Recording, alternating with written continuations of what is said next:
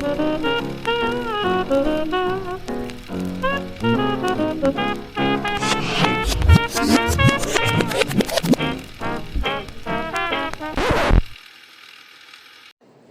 there, all you freedom lovers in YouTube land. This is Liberal Use of Firearms, here with episode 2 of our AR build. Today we just have a few minor upgrades that I wanted to show off. These are not sponsors. These are things that we purchased ourselves. So we're going to start off by adding them to our ammo box. Alright, I think we've got a good spot here. Let's start with here. The first thing we have today is from SB. I think you all know what that means. We'll find a good spot for them right over here.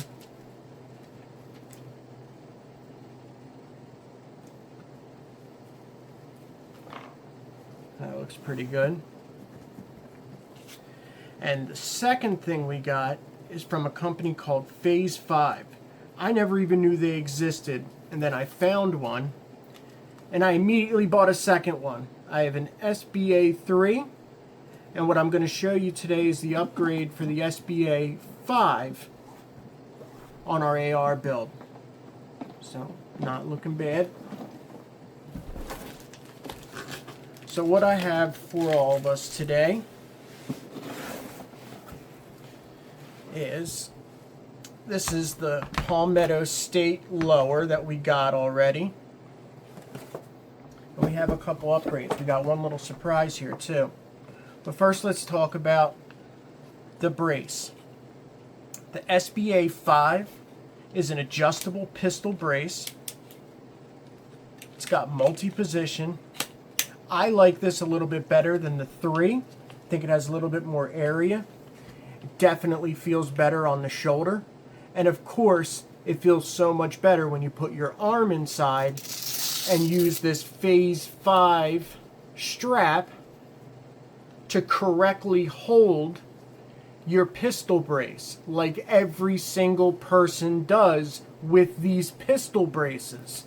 And we don't ever leave them like this, obviously.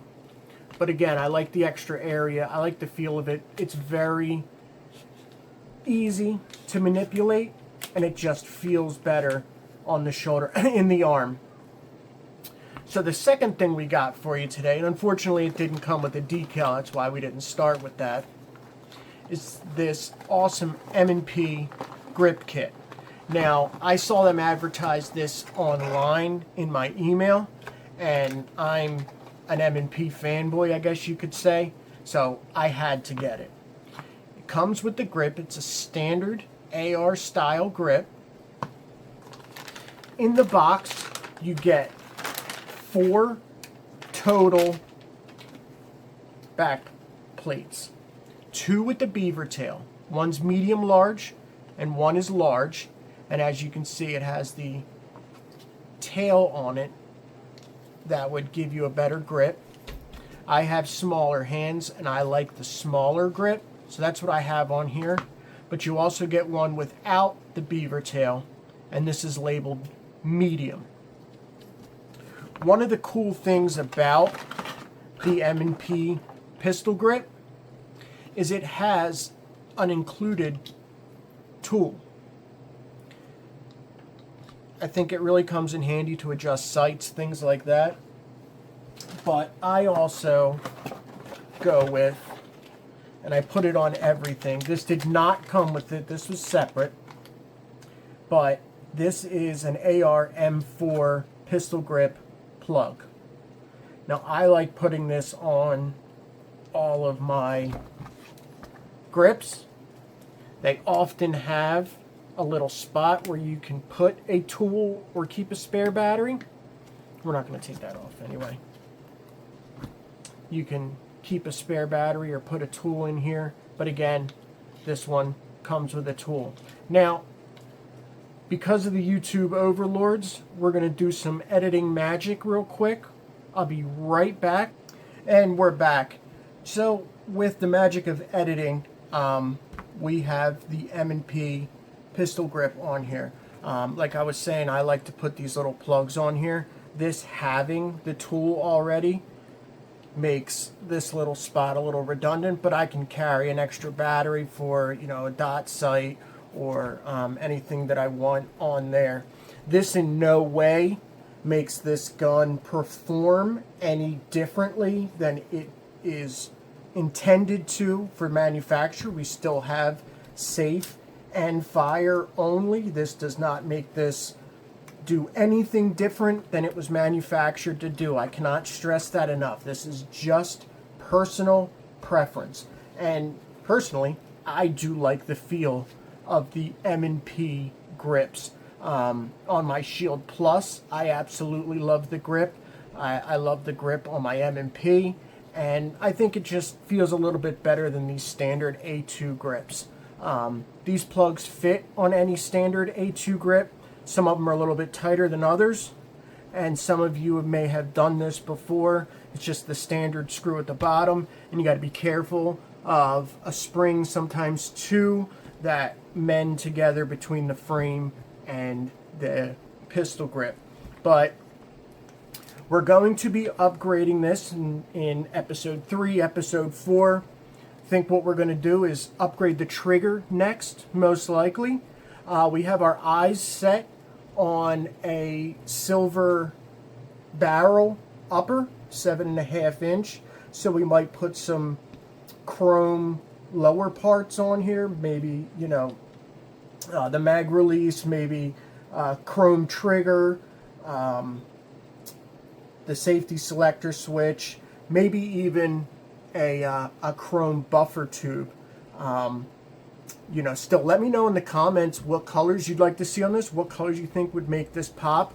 I did get the Striker Industries pins here. I did get them in black though. They have a white logo on them and I think they look pretty neat. I don't think it'll matter if we end up getting silver or chrome accents for this, but I would still love to hear your thoughts on the different colors that might look good on here, what type of upper you think would go. We're trying to stick with the 9mm. We have an Exo Mag coming, so stay tuned for that. But again, today, this Phase 5 strap, I will put on any one of my pistol stocks, bar none. This feels better, it's way better, it keeps it snug, and it's a perfect fit. It's the 20.75. They make multiple different sizes for different types of pistol stocks, and all of the SBAs take the 20.75, and you'll see that in any one of their listings. You can find these anywhere, and they go on the standard carbine buffers. But thanks again for watching. I really do appreciate everybody who's reached out and commented and liked the videos. We have some awesome content coming up. We have a delivery of ammunition coming with some pretty cool grains. So stay tuned for that. Let me know if you liked the video. Let me know if you didn't like the video.